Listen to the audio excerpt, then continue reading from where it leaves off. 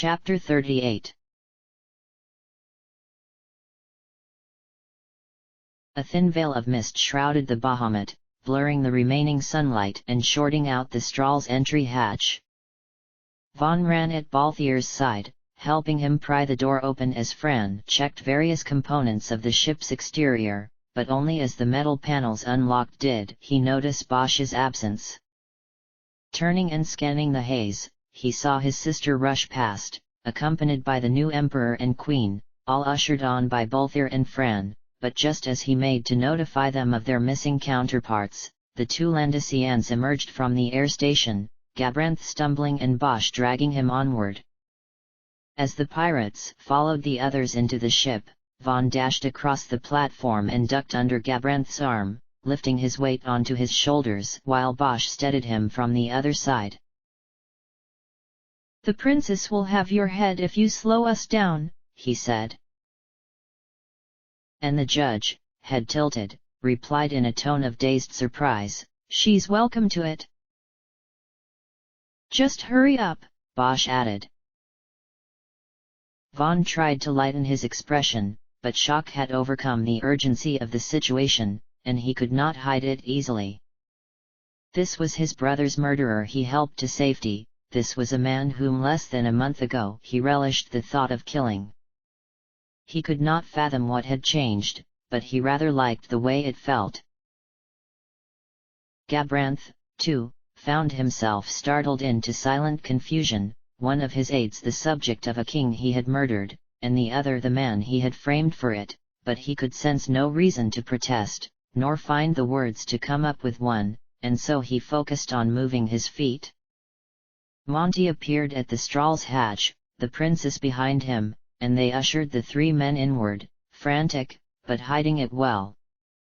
Looking to him with wide, weary eyes, Lamont reminded him that he yet had a job to do. The battle still raged outside, and his charge remained unarmed, having left his father's sword beside its final victim. "He needs to lie down," Bosch told Ash. "Like hell I do," Gabranth told Bosch. Ash started forward. "Come on. In the cabin." "I'm fine," Gabranth groaned. Bosch shoved him along, expression deadpan and voice a disinterested growl. "Shut up." Penello called to Vaughn from the cockpit, and Monty quickly took his place at the judge's side. Sparing one more look to ensure that Bosch and Lamont could manage on their own, he quickly disappeared down the hall, but the panicked voices that met him caught Bosch's attention, prompting him to look to the princess once more. "Why aren't we flying?" She shook her head. "I'll go put a knife to someone's throat." But as she neared the door to the cockpit, she slowed, halted, turned. "Gabranth." He looked up, meeting her eyes and noticing for the first time that he had mistakenly believed all this time that they were grey. They appeared quite blue now. "I just..." She gestured helplessly. "Thank you, for back there." And he cocked his head in his usual puppy-like manner, and answered quietly. "It was entirely my pleasure."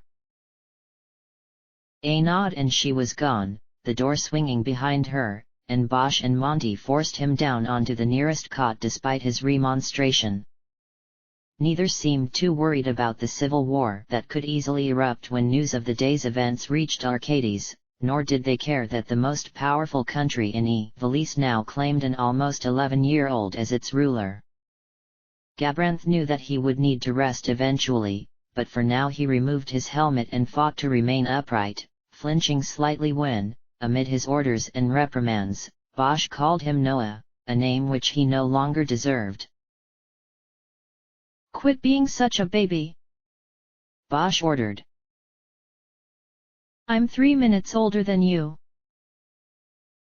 Just shut up and lie down." "I don't need to, oh." A sudden bout of dizziness fogged his vision, and he fell back with a dull clank. The helmet dropped to the floor. In the cockpit, Ash found her 4 remaining comrades working in a frenzy at the controls, tossing questions back and forth with such vigor that none even noticed her entrance. "Can we fly?" she asked. "That Demnithysites jammed the engines," Balthier answered, standing and walking towards her while looking back over his shoulder. "Vaughn, you're in charge." "What?" he exclaimed. "I'm checking the engine room. Fran." She swiftly strode after him. "Right." Before they could make their exit, however, a rattling thump shook the platform on which the Strahl sat docked, prompting both pirates to spin and face the controls while the Dalmascans steadied themselves against chairs and walls. "Look!" Penelo called, leaning forward to peer through the ship's front window. "The Bahamut's engines are failing, too." Fran looked to Balthier and spoke in Vieren. "I can handle it." "What?" he replied in the same language. "You think I'm letting you steal the show? You've got something to live for now." "Nonsense! It's my 50 years against your 300. I'm going." She swallowed a sigh. "You're too human for your own good." "Vaughn." Balthier turned back to the group at the front of the cockpit as Fran rolled her eyes and left. "As soon as the Strahl starts up, you take off, understood?" "But..." "Don't worry. Just like I showed you." He gestured wildly, tone frantic and helpless. "I almost crashed her." "All part of the learning process," Balthier mused, stepping forward and settling Penelo into the co-pilot's seat. "Penelo, watch for interference from the Bahamut's signals. The Strahl's a fickle girl. You keep her working for us." "I'll try," she stammered. Another rumble shook the ship, and Balthier took hold of Ash's arm with a low-toned "Come on," leading her forcefully out of the cockpit and into the utility closet off the hallway beyond. "What are you?" "Shh!" He put a finger to her lips to silence her, then took her face in his hands. "I don't want to be like him, all right? I don't want to leave you bald here." The ground shook again. "So I need you to promise that if anything happens, you won't wait for me." Her hands drifted to his wrists, but she could find neither the will nor the strength to take a firm hold. "What?" "Most of all, I don't want you putting up with any more guilt. Promise me you'll be happy." "I promise." "All right, then." He quickly kissed her forehead, then seized a box of tools from the shelf above her and stepped out of the closet. "I'm holding you to it," he called over his shoulder as he headed down the hall. On his way to the engine room, he passed briskly through the cabin, where the twins bickered incessantly, Noah insisting he was fine and Bosch demanding he hold still and let him help. Monty observed the chaos silently with wide, unblinking eyes, allowing a single tear to escape. Gabranth took notice of this, however, and ceased his struggle with Bosch to reach up and wipe it dry. "No, none of that," he said huskily, voice no longer blunted by impeding metal. "You have to be strong now." Monty gripped his hand with poorly hidden desperation. Gabranth was thankful for this, though, for his limbs had slowly begun to go numb, and he feared that he would not be able to hold even one arm in place for much longer. Bosch could still be felt working at his side, fervently trying to blot the wound with no luck whatsoever, but that, too, soon slowed to a stop, and Bosch hung his head in defeat. "It's too deep," he sighed. "I can't stop the bleeding." "What?" Monty turned to him with sheer terror in his voice, but received only an apologetic gaze in return. You can't let him." "Monty, it's all right." Mustering his strength, Gabranth turned the boy's chin back so he could look into his eyes. "We all have to go sometime. But not now. SHHH. You don't need me anymore. Everything will be fine." "Gabranth, I'm so proud of you." Bosch looked at the injury one more time, hoping for any sign of recovery, and then, realizing that it was indeed hopeless, took the only remaining clean linen and began to dazedly wipe the blood from his hands. "I'm sorry. You don't have long." Noah smiled faintly and looked once more to Monty. "Will you be good while I'm gone?" "Of course not. That's my boy." Releasing his hand, Monty leaned in and wrapped his arms around the judge's shoulders in a tight embrace, lost for words and fighting to keep his eyes dry. Noah pulled him close, but found his strength to be failing rapidly, and thus simply stroked the new emperor's hair a few times with one hand and patted his back with the other. "I don't want you to see this," he said quietly. "All right?" Monty whimpered, pulling back and trying to smile. "Goodbye." "Goodbye." Heavily, forcefully, Lamont drudged through the door and down the hall, leaving Noah to stare after him, bleeding and wheezing, feeling wholly unfit to serve him as sword or shield. The silence that settled thereafter, paired with the absence of Bosch's hands at his wound, seemed to still the rattling atmosphere, but he could not succumb to the sorrow of deserting Monty when at heart he had always known that he wouldn't last much longer than Drace. He had only a moment to dwell on it before Bosch spoke softly in Landesian. "He's witnessed enough death for one day."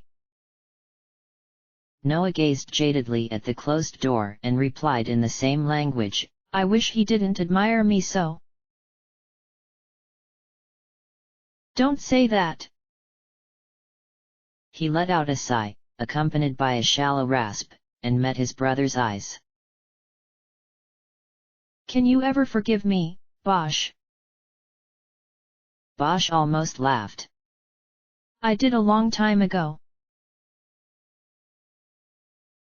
"You'll tell your princess I'm sorry. She understands."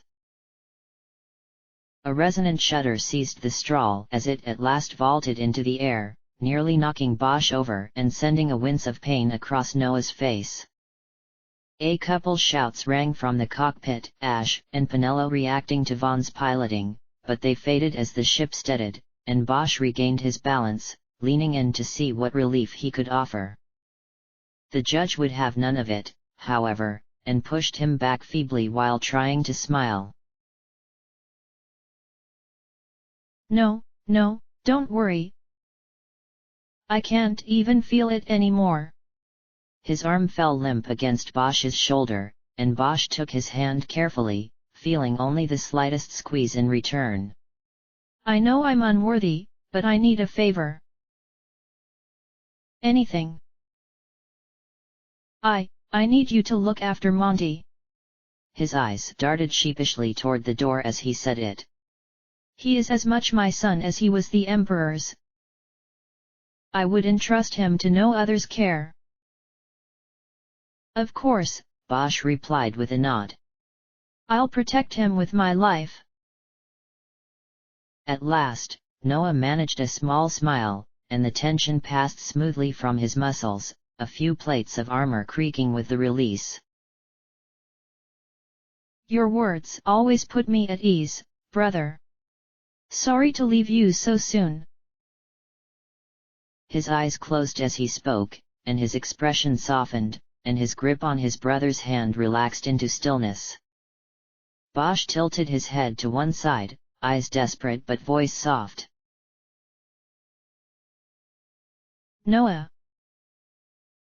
The brief commotion within the cockpit cleared as Vaughn managed to get control of the strawl, but he and Penelo only narrowly dodged the magicite blasts volleying between the two forces that surrounded them. The lights flickered as the ship weaved through the fray, only stabilizing when the straw escaped the battling clusters and reached open air, but from the fringe of the conflict, a new threat became apparent: the resistance, having seemingly defeated the hub of Arcadia's onslaught, turned its cannons from the Bahamut to Alexander.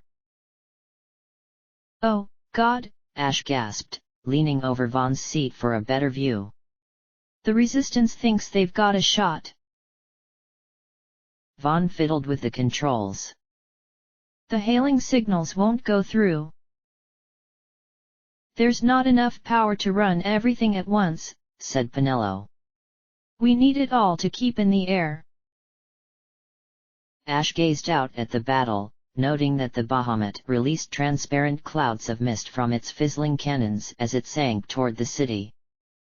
The silvery clouds only barely reflected dusk's light, but they had crippled the Strahl's engine at close range, and she feared the little ship may yet suffer from lingering effects.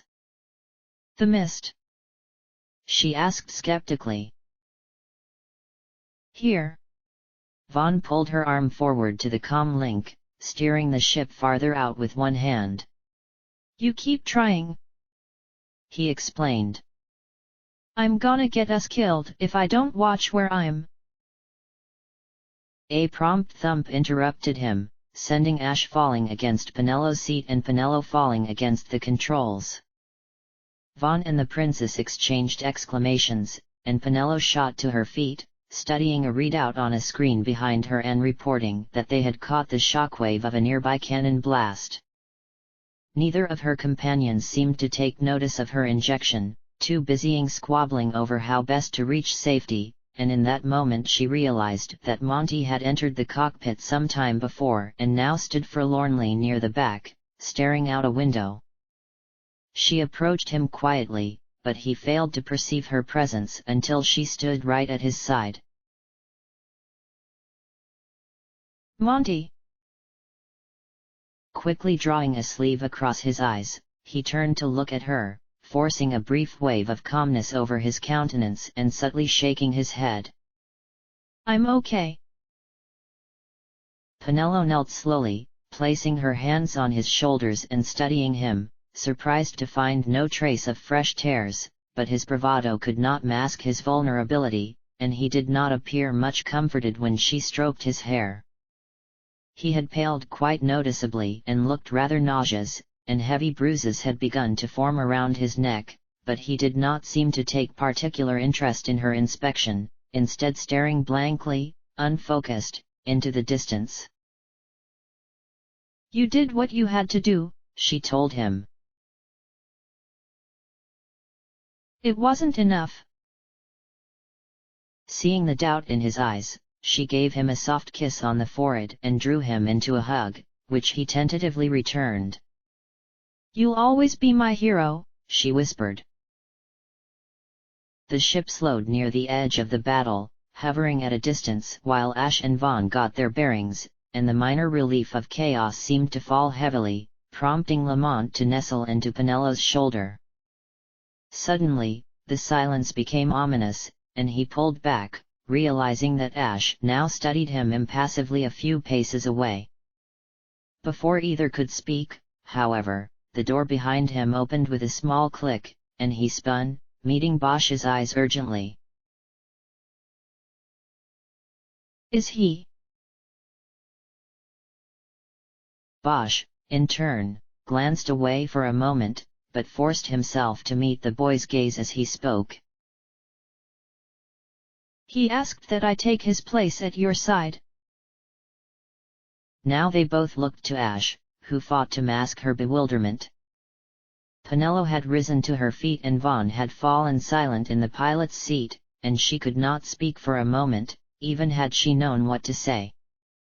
The blaze of cannon fire outside diffused only slightly before spurring her to again consider the imminence of their situation, and her expression softened as she met the gazes of her most loyal knight and her most powerful ally, both of whom had lost all they ever had and gained all they never wanted. She nodded faintly.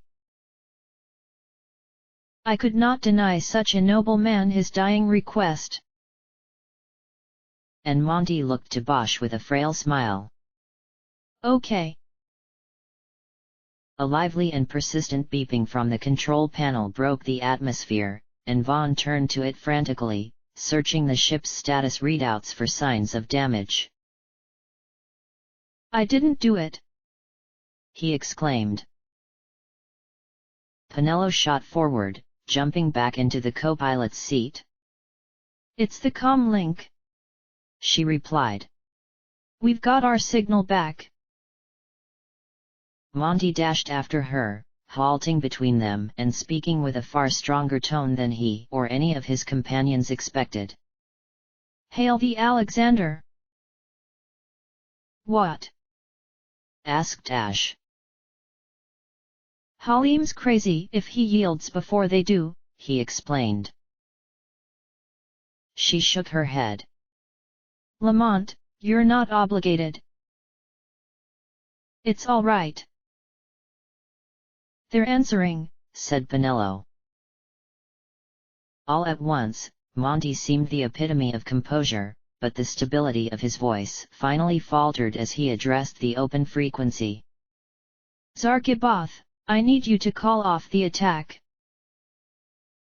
Lord Lamont. Static distorted the words, but they proved clear enough for immediate recognition. Alarms blared in the background.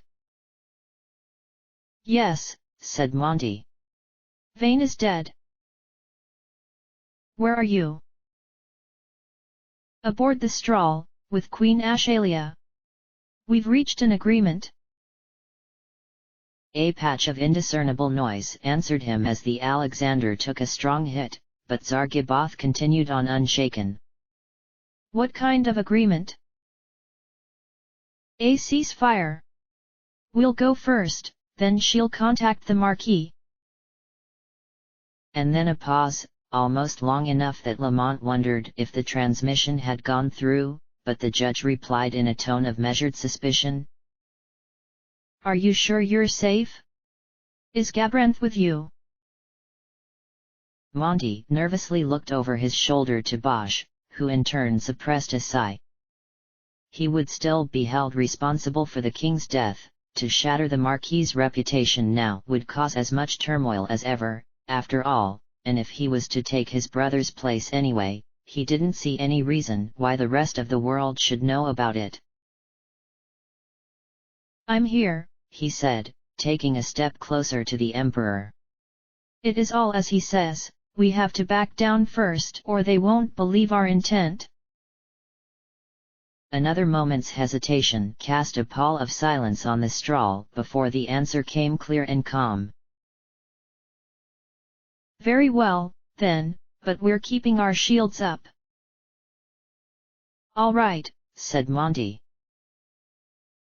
The frequency closed abruptly, the light on the control panel going dim, and Ash spoke from behind the Emperor. Now the Veil 4. Okay, Penelo answered, redirecting the transmission to the other side of the battlefield. Vaughn gripped the controls, edging the ship back a bit farther as the tide of the chaos shifted and a few ships drew too near for comfort. What if they still won't answer? He asked. Ash's countenance remained stony. We'll get their attention one way or another. Anxiety crept into Vaughn's eyes, but he had grown accustomed enough to it by now that he knew how to bed it down to no more than a trickle of absent-minded worry. Having received Zargiboth's withdraw order, a few dexterous fighter crafts whizzed by, veering wide around the perimeter of the conflict and retreating to the safety of the larger Arcadian vessels.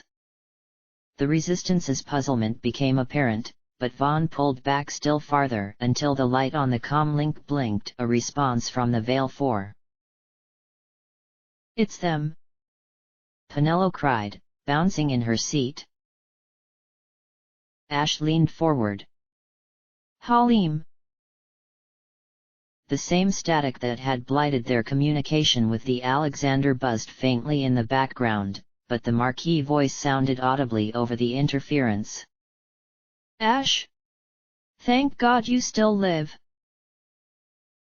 "The Arcadians are standing down," she said quickly.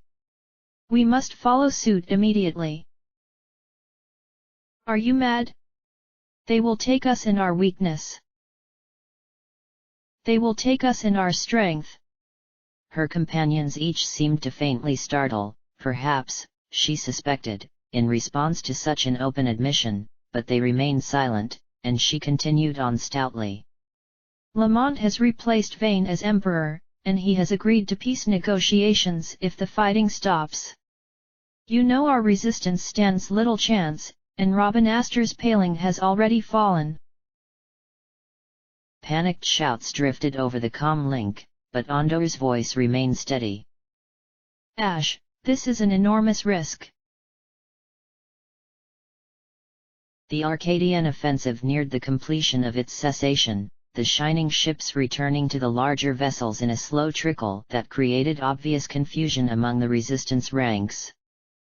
Knowing it would only be a matter of time before the resistance ships took the advantage while it was upon them, Ashalia turned to Monty for help, reading in his eyes the same desperation that she felt in hers. "Marquis Ondor," he said, stepping closer to her, "I have every intention of granting sovereignty to Dalmasca. Your battle has already been won. It seems you leave me no choice." A frustrated sigh weighted his words, but the relief behind them shone through nonetheless, washing over Ashalia and her cortege. "I will reign in our offense, but our defense will remain poised." Monty smiled weakly, appearing for a moment as though he might faint, but maintaining his composure even as he swooned with relief. "Completely understandable." "Thank you, Halim," Ashalia added. The ensuing silence signaled the end of the transmission, but no hush overcame the cockpit of the Strahl. All ships in Robin Astor's airspace had fallen into madness, the Resistance fleet panicking at the sight of their enemy massing, the Arcadian fleet idling nervously, volleying beams of defensive fire and awaiting some sign of peace. Only reluctantly did the forces begin to part, the rebel ships falling back, withdrawing slowly, a group of them spanning the breadth of the Imperial fleets while the others turned their backs and retreated. Penelo reported a jolt in the system that signified the Strahl's return to full power, though mist still blanketed the Bahamut where it hung sluggishly, flickering and groaning, casting a deathly shadow over the city below.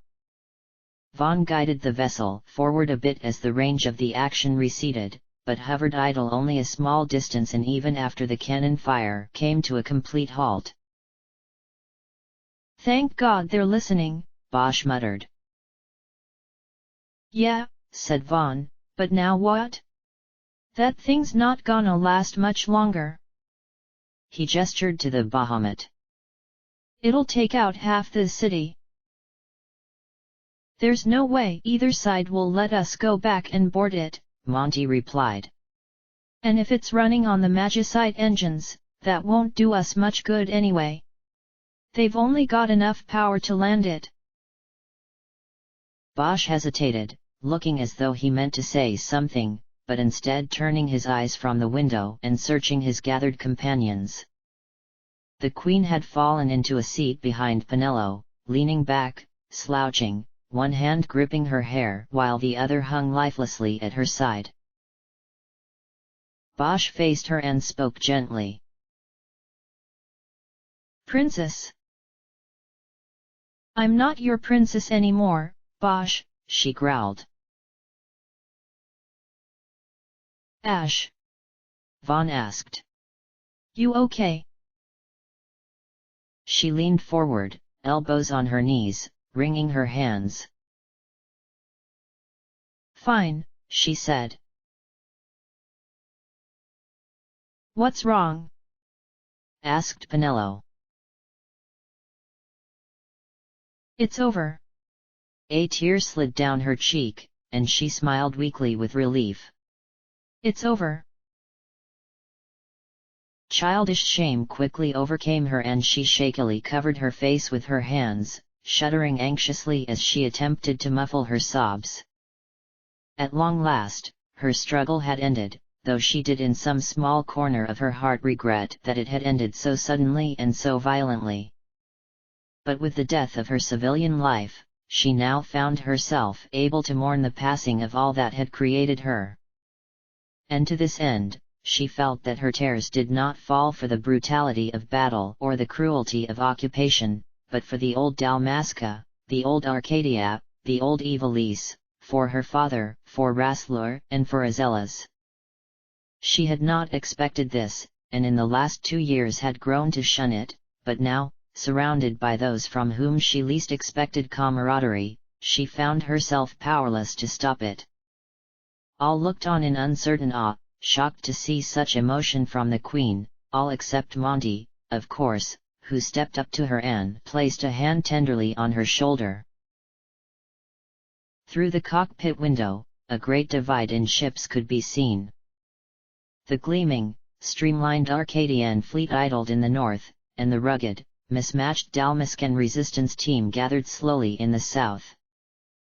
Between these two fleets, far removed to one side, hovered the Strahl. Below them, the smoking, sparking Bahamut struggled to stay aloft, escape pods jettisoning from every crevice, dashing about dizzily like flies around a corpse.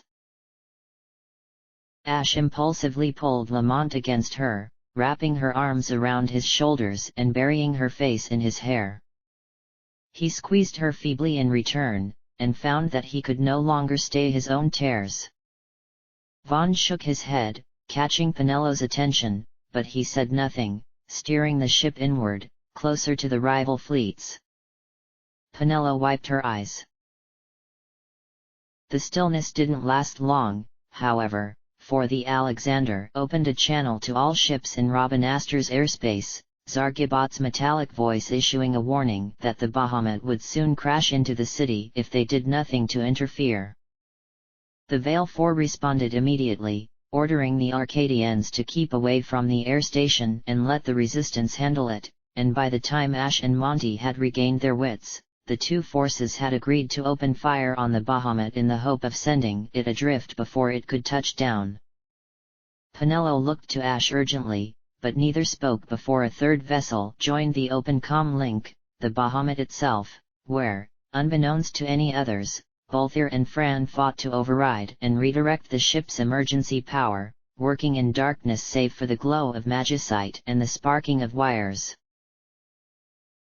Hasty, aren't they?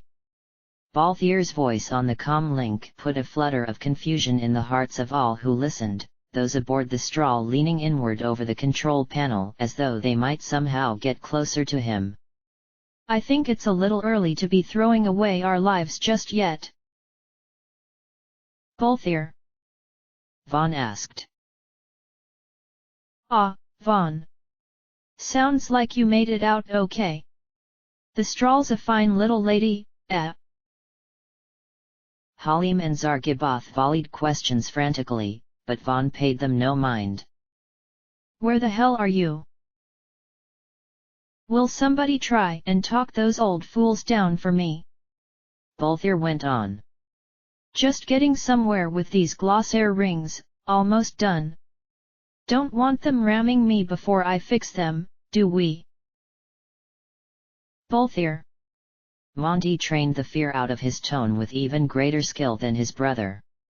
You'll have to cut all non-essential. One step ahead of you. But it won't be enough.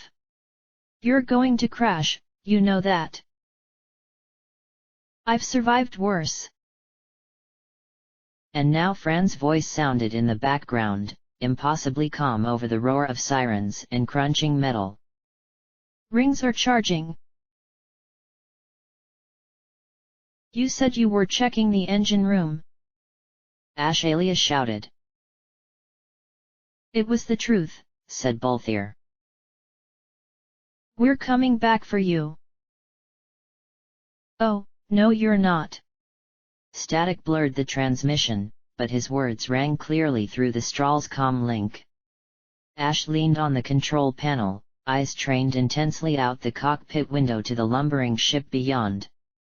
This thing is going down. Balthier went on. And neither of those fleets out there will let it take their leaders with it. Fran, the Queen pleaded, don't let him do anything stupid. Don't worry, she replied. He's promised me 50 more years at least. Balthier rolled his eyes, ducking beneath a collapsed sheet of steel and fiddling with the operational unit behind it. Honestly, ladies, calm down. Have you forgotten my role in this little story? I'm the leading man. I can't just up and die. Besides, Rassler's got my back. Ash glared.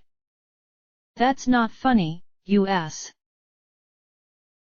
He won't let me go down just yet, the pirate continued airily. Getting rid of him is your job, remember? Our job. I can't do it without you. Then I guess I'll have to kidnap you again, won't I? A sudden hum sounded from the depths of the air station, rising in pitch as it settled into a steady throb, and shaking the Bahamut from its slow descent. The ship hovered with painful effort, but did not appear able to steer itself clear just yet. Look at that! Balthier mused. Moving already. We need to cut the comm link, Fran reported in the distance. Vaughn, said Balthier, the Stral's in your hands. You'd better take good care of her, you hear? If there's one scratch on her when I get back.